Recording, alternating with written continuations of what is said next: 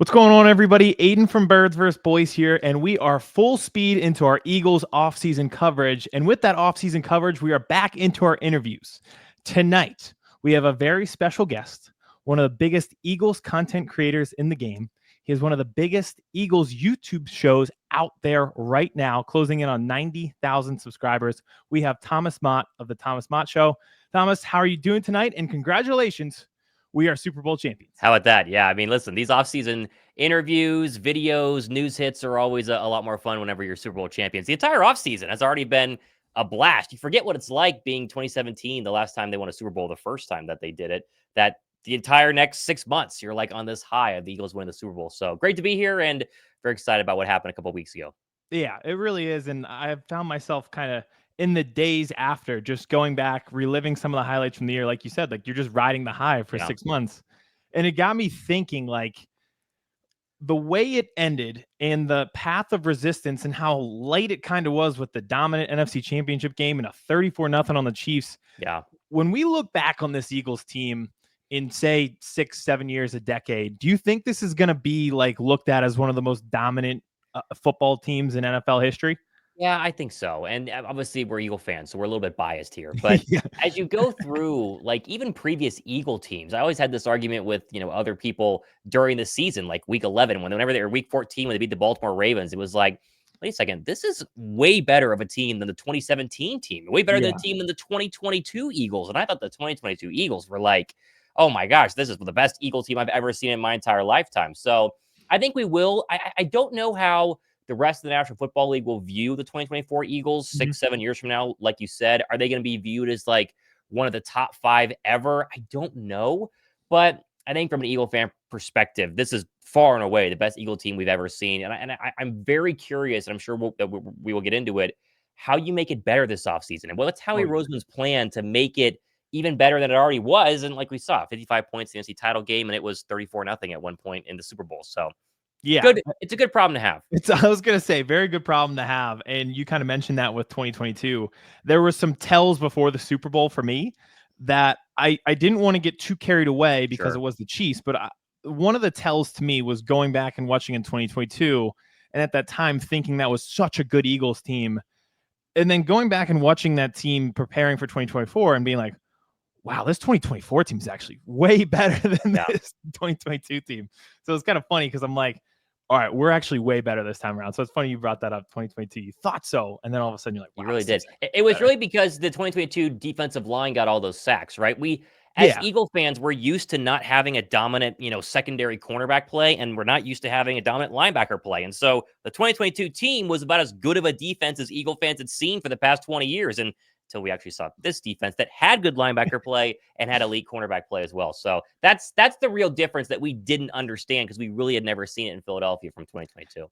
Yeah, it was really the depth and the levels as you continued through, like you mentioned. Yeah. It just felt like they were complete in every form and function on that defense. But like you mentioned, now we turn to the offseason. How do we make it better to continue this?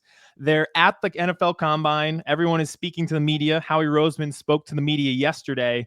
He says, ask the fans to have some patience this offseason. What do you kind of glean from a comment like that when he says that? Howie's entire press conference was really hard to break down because he is very careful about not giving anything away, especially before the new league year, early March, because he can't technically talk about, going and getting players that are still under contract. I'm sure we'll talk about Myles Garrett and stuff, but it's hard because is Howie bluffing? Is he trying to be like, everyone calm down and then Myles Garrett drops day one? Or is it truly going to be a very quiet day one where they lose Josh Sweat, lose Milton Williams? We're kind of sitting here going like, okay, what are you going to do?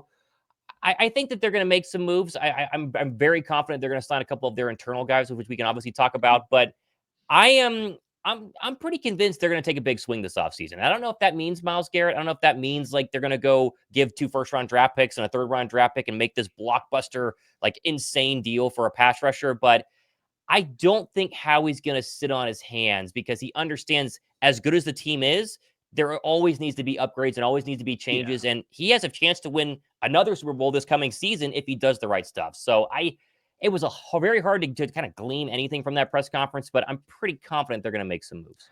I thought so too. And part of it I was thinking was like going back to last year, everything worked out, but at the time, those weren't like home run free agency signings, like signing Zack Baun, who was a special teamer. People weren't like beating down the door for Mekhi Becton. So is he saying that more so to like kind of reset people's expectations on what happens during a regular free agency? I think he might. I mean, Zack Baun was some no-name edge rusher who I had to like Google whenever the Eagles went out and signed him. It's like, what are we doing here? And it's like, okay, well, they needed special teams depth. And Mekhi Becton was, you could see like the vision, but there was never a top right guard, one of the best right guards in the National Football League at the end of the tunnel. So I'm sure we're going to see signings like that. I'm sure they're going to go out and get some former first-round draft pick who didn't pan out, or some high explosive player who's been a special teamer that they think they can mold into something on defense. We're going to see those. The question, though, will we see an actual starter caliber move come free agency, which would have to most likely come via a trade?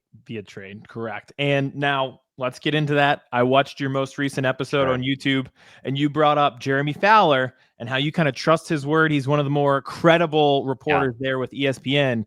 And he was at the combine saying, hey, there's some teams who are saying and concerned about the Eagles, and keeping your eye on the Eagles making that move for Myles Garrett. From your perspective, kind of put a percentage on that one. Oh boy, a percentage.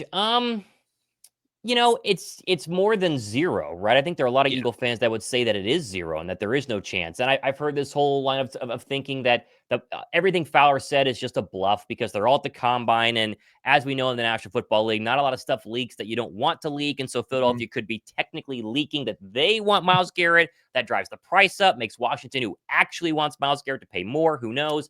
I'd say 30 to 40% that Myles Garrett could become an Eagle, because we know the contract works, right? That is that's the big scary factor that a lot of Eagle fans are worried about, is how do you pay Myles Garrett with also paying Zack Baun, also paying Mekhi Becton. And it all has to do with the fact that Philadelphia is in on this philosophy where they're going to backload contracts. They're going to pay you a bunch of bonus money year to year, and then they're going to hope the cap goes up in 2028. And we know it will. And so they're just able to backload these contracts, restructure, backload, restructure, and it essentially pushes everything far enough in the future where it's not a big deal. So the money works. My question is it going to cost one first-round draft pick or two?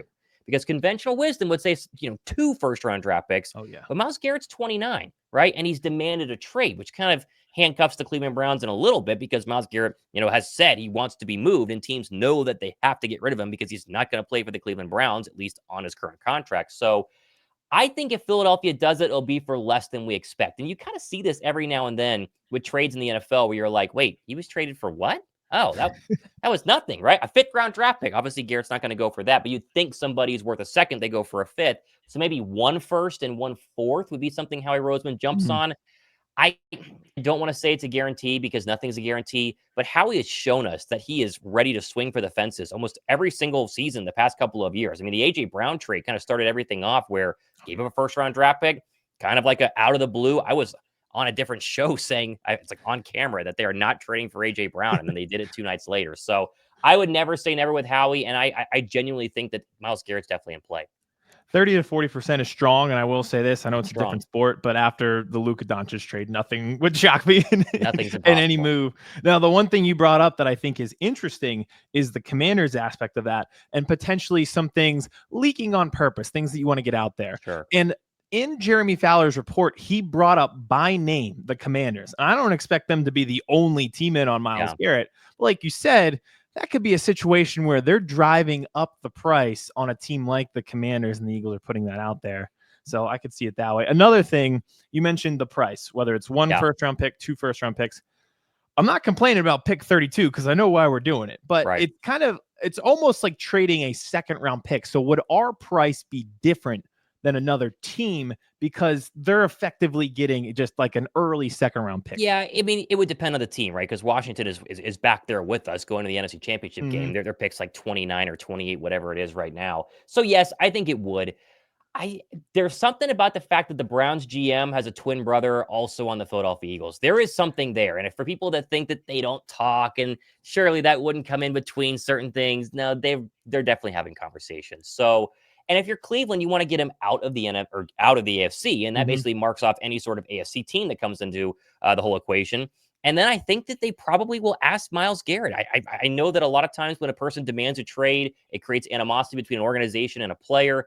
Myles Garrett's been a very good soldier for the Cleveland Browns through really, terrible seasons throughout his entire career. And it would not shock me if they go, hey, listen, we got pretty fair offers from the Commanders, got fair offer from the Eagles. Where do you want to go? And the Commanders are a very enticing football team. But if you're asked to potentially play next to Jalen Carter during the prime of his career, I'd be very surprised if Myles Garrett passes that up. And that really is the reason why I think that Howie is so in on this, because he understands if you take not just a great pass rusher or even a good pass rusher like Josh Sweat, you take the best pass rusher arguably in the NFL and put him next to what will be, maybe he already is, the best defensive tackle for the next 5 years. Who do you double team on that defensive line? That thought alone has got to be what keeps Howie Roseman up at night trying to figure out how to make this thing work. Yeah, I was going to say, for the fun of it all, I had this analogy earlier today where I feel like we're around the same age, so you'll probably like relate to this. But like Myles Garrett to me is like going to St. Patrick's Day parades at our age, where it's like, don't get me wrong, it's fun. I would absolutely do it. I'm just not going out of my way logistically to absolutely make it happen. So if the Eagles get Myles Garrett, I'm like, yeah, I'm absolutely all in. It's just like, all right, I'm not logistically going out of my way to make it happen. But you're right. When a situation is like Jalen Carter next to Myles Garrett, hard to deny the fun of that. I cannot imagine how, I mean, even the best offensive line would go ahead and handle that. But I mean, you play 17, 18, 19, 20 teams throughout an NFL season, or 19 teams throughout an NFL season.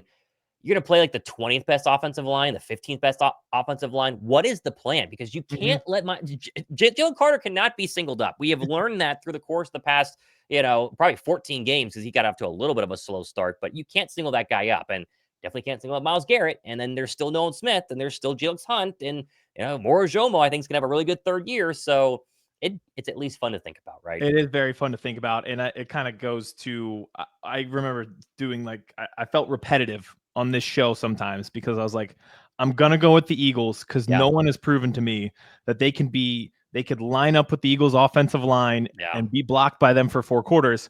I think if you have Garrett and Carter on the defensive line, I'd have the same mindset where I'm like, I don't think that you could block them for 4 quarters. So not a chance. It is definitely fun to think about.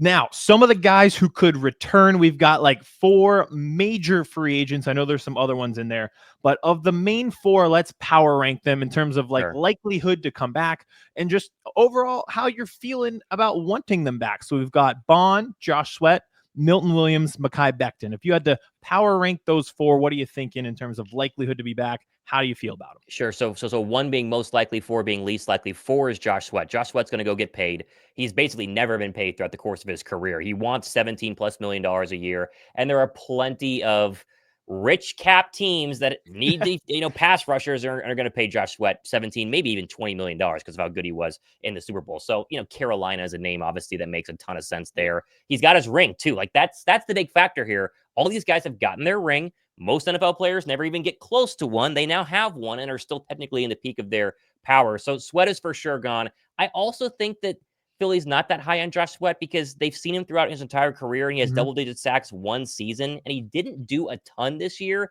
until late, and then he was crazy in the postseason. And so it's like, is it just 1 year? Would you get the same kind of version this coming year? There are a lot of fans that kind of have the Reddick thought where it's like, Reddick was so good, and then he had this massive fall off. I don't think Sweat has that big of a fall off, but I don't think Philadelphia is that high on Josh Sweat, and they feel like they can upgrade, whether it's through the draft or through free agency or through a trade. So Sweat at 4. Milton is like a 5% chance to return. He's definitely not, but there is a scenario where Philadelphia tries to go out and get somebody, fails, then they kind of, pivot back and are like, wait a second, Milton, come back here, and they give him enough money, but I highly doubt it because they do like Moro Jomo. I put Becton at 2. I'm very confident Mekhi Becton is going to return, and Zack Baun's at a 1. I am not somebody who gets told a lot of things. There are a lot of people in our business who pretend like they're hearing this and hearing that. I very rarely get told stuff. I was told multiple times that Zack Baun will be re-signing as a Philadelphia Eagle. And so you can take that or not. I tend to believe whoever said it to me, but Zack Baun is going to come back and be an Eagle. They obviously are going to wait until the new league year begins so he can raise his price up or raise his price up a little bit more as teams bid on him, but he's going to end up taking not a team-friendly deal, but we're going to look back on and be a pretty solid deal with the Philadelphia Eagles. That's really good to hear. Eases my nerves a little bit about losing him. I'd be shocked. I'd be stunned if he goes elsewhere. And I honestly feel like the trajectory of his career is very unique. It's very rare. So the success that he had here, it's not necessarily a hometown discount, but you almost kind of play your way into more money because of how it worked out here. So I feel like you kind of get that hometown discount aspect of it. Whereas like you mentioned with those other guys, this is their first real chance to get paid, kind of spread their wings, leave the nest. I thought it was funny. Milton Williams on locker cleanout day in answering questions in the Clutch Sports Agency hoodie. I was like, I literally laughed out loud. I was like, all right, message received. Clear. I mean, Milton's never been paid. Milton was always a backup defensive tackle who would flash on rare occasions and virtually do nothing. His Super Bowl performance really put his name on the map, and a lot of people who don't watch the Eagles are like, whoa, Eagles have another great defensive tackle. That's not the Milton Williams that we had seen the past 2, 3, 4 years in his NFL career. We've always thought he had that potential. He finally blossomed into that. Will you get that out of Milton Williams in 2, 3, 4 years from now? I don't know. But it's not like Philadelphia has had this superstar that they're going to let slide through their fingers. He was a beast in the postseason, but not necessarily that elite in previous seasons. Yeah, you're absolutely right. And there was kind of that just like perfect storm where Milton Williams, Josh Sweat, they're going into, potential career payouts going into the Super Bowl. So you saw the best of them in that Super Bowl because they had that financial motivation. But I think what you also saw in that game is the Eagles finding the next of those guys where those were mid-round picks, like Josh Sweat. They thought with his knee, he could never be a 3-down guy. He turns into that. But at the same time, it's like, well, then find the next Josh Sweat. And they seem to have found that with Jalix Hunt coming off the edge. So now you turn to that in the draft and you're like, all right, now do it again so that you're not always behind the 8 ball with contracts and stuff. So I think you're definitely spot on with that ranking. All right, let's switch gears a little bit. We've been talking Eagles offseason. Let's get into your career a little bit. We talked about it like pre-show where you and I, we're not really like WIP callers. We don't listen to sports talk radio. So how did you find your niche with the YouTube content creation? Yeah, it's kind of it's a question I haven't really been asked, right? I mean, I'm pretty new at this whole thing. I've never really gotten to give my whole story, right? So I'm 28, and I always wanted to be in sports. I get it from my my mom actually, who was a massive NFL fan, screaming at the TV. Like I grew up with it, so I knew I wanted to be in sports. And I think every single young kid who wants to be in sports has this dream of being on ESPN, and that was essentially me. But the YouTube thing really started at a young age as well, because I got really into computers when I was about 13 years old. And it was right during the peak of like building your own computer. And so I started watching these YouTube videos on how to do it. And then I built my own. And then I was like, I'll make my own YouTube videos. And so I started doing my original YouTube channel. It was all about building computers. And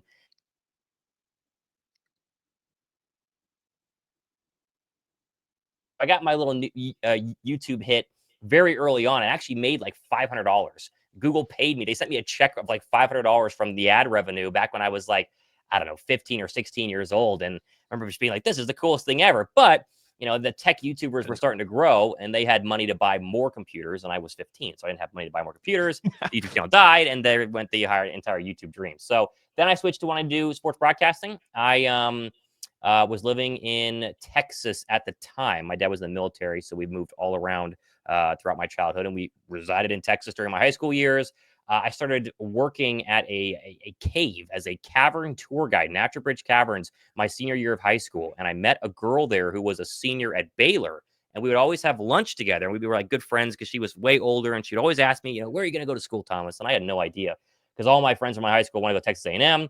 And she was at Baylor, told me Baylor was great. And that's kind of started my path towards going to Baylor down there in Waco. And I remember I went on a tour at Baylor with my dad, and we sat in on the journalism department's little spiel to new students. And they essentially gave a slide where it was like, at the Baylor journalism department, you have a chance to be selected to go intern in New York City for Fox Sports your senior year through the Baylor in New York program. And I was like, I'm going to do that. And so I got accepted into Baylor, went to Baylor, and started doing broadcasts there. And I was hired as their very first on-camera TV reporter at the newspaper there because they were a top 5-10 newspaper in the collegiate newspaper in the nation. And they wanted to start their broadcasting department. So I did MMJ journalism my sophomore year. I hated it. I was like, this is the worst job in the entire world. I do not want to go into local TV news. No offense to people out there who do it. I have a lot of friends that still do, but I did not like it. Same. And then I went to my boss and I said, hey, can I start a radio program? Because I love radio. And he was like, sure. And so fast forward, long story short, I got like credentials to every single Baylor game. They gave us our own booth at Baylor's new football stadium. Myself, my roommate, Jacob Brandenburg, called all the Baylor football games on our own radio station. Like, it was awesome. And that was kind of the first taste that I got in the whole thing. And turns out, senior year, I applied for the Baylor New York program and was one of 14 people selected. You then had to go find your own internship once you moved to Baylor Housing in New York City.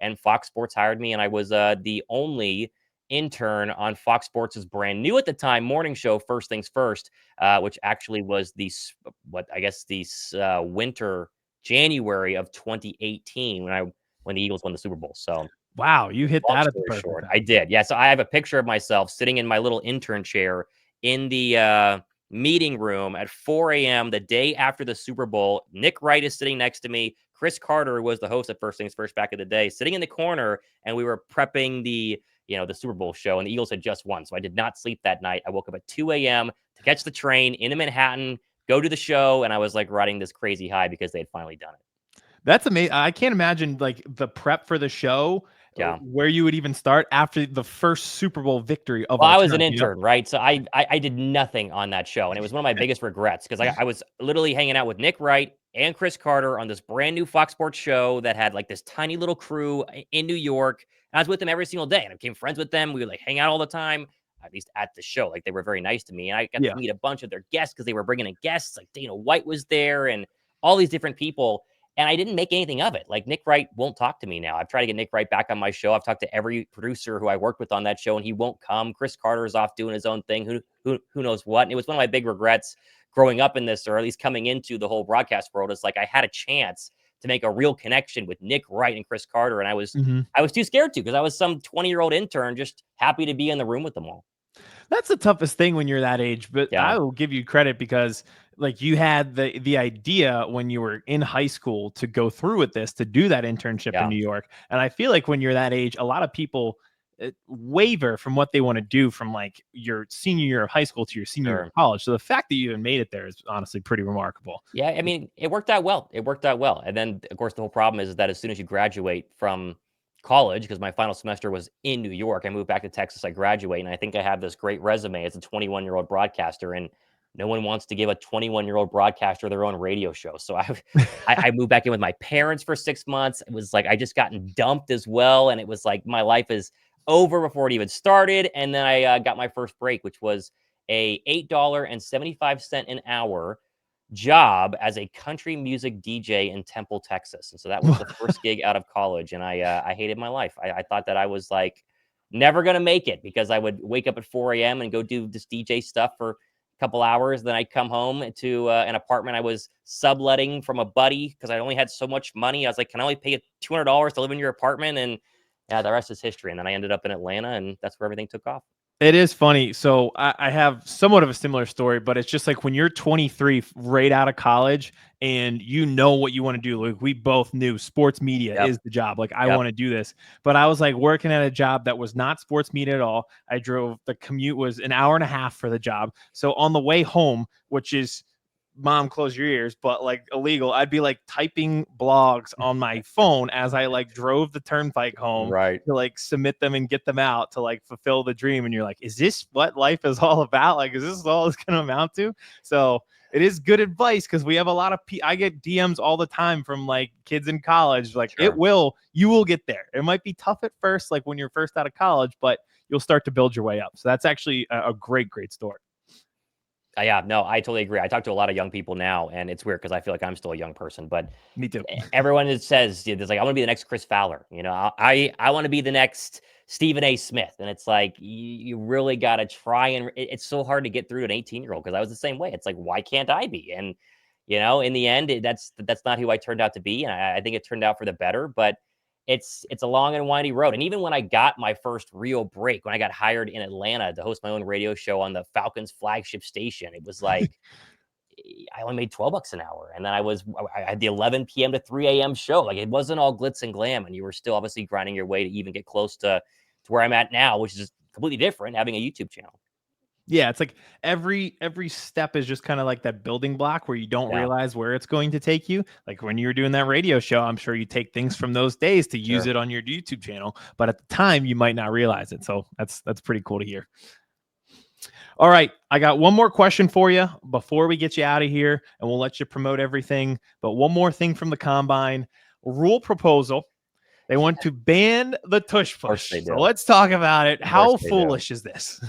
Well, first off, I did see the news today that there's been zero, according to the NFL, like advanced analytics, zero injuries caused by the Eagles tush push throughout the course of the season, which I guess the whole Chris Jones lining up sideways in the Super Bowl doesn't count as one. But that's been the argument that we keep hearing, right? I mean, Mhm. everyone keeps talking about how dangerous this is. I mean, every 5 minutes on Twitter the past 2 days, I keep looking at some other NFL coach saying it's just so dangerous, and I just don't want my players hurt. Well, now we know it's not dangerous. What are you going to do? Yeah.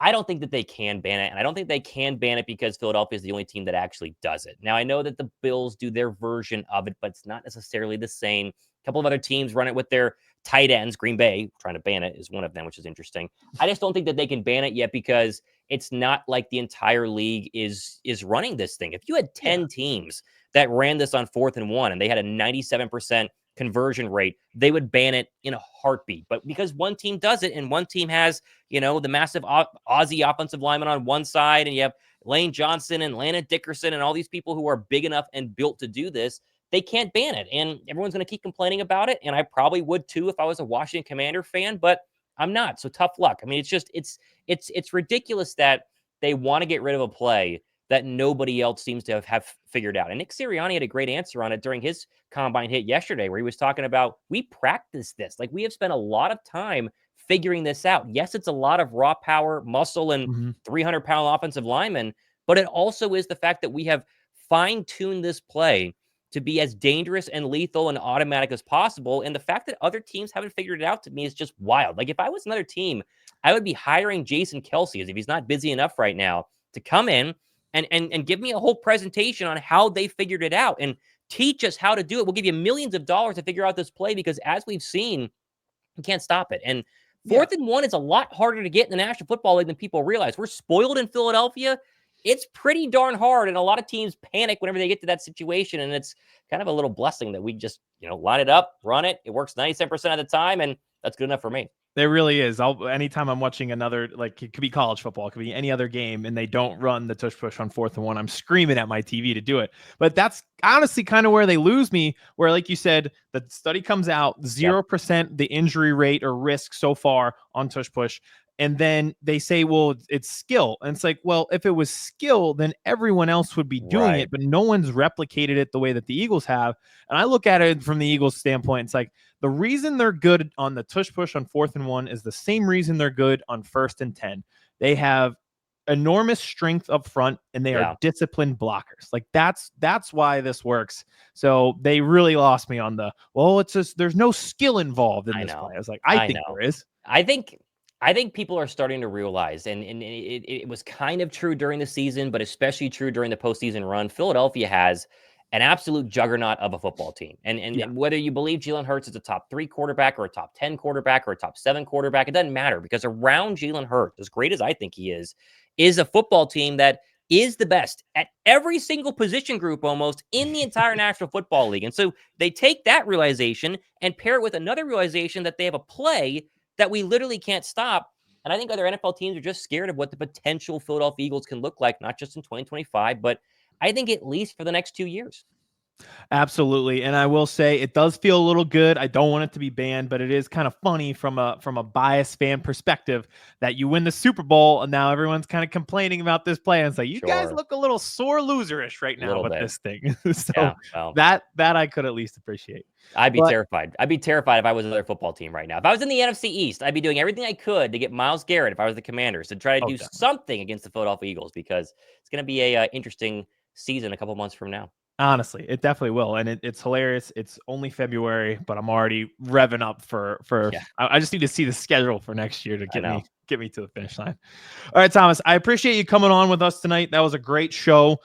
Every guest we have, we like to give them a minute to kind of spotlight what you're doing, where people can find you, where people can find your video content, audio content, any social media stuff like that. Sure. Yeah. Just my name is easy. The easiest way to do it. Thomas Mott Show on Twitter, on Instagram, and of course on YouTube. So that's where we'll be hanging out. And as you know, it's an interesting time as a I guess we're content creators, right? Everyone likes to we're in this weird are we journalists? Are we news people? Are we YouTubers? I think content creator is kind of the fun word. But as a content creator covering the Philadelphia Eagles, it's a little more off and on. Like during the NFL season, I've set myself a very, like, we're going to do a show Monday, a show Tuesday, a show Thursday, a show Saturday, right? Like it's a very set schedule. Right now, though, we're just going with the flow of the news. And I'm trying not to do shows when there's nothing to talk about. And so I've had a lot of people be like, oh, I want to see a show. Like there was no show today. What happened? It's like, I didn't think there was something worth 10 minutes. So I'm trying to kind of figure out that happy medium of getting out content that people actually care about because there's actual news, and also not being bored, not doing a video because I enjoy doing it. So that's where you find me. And there'll still be plenty of stuff happening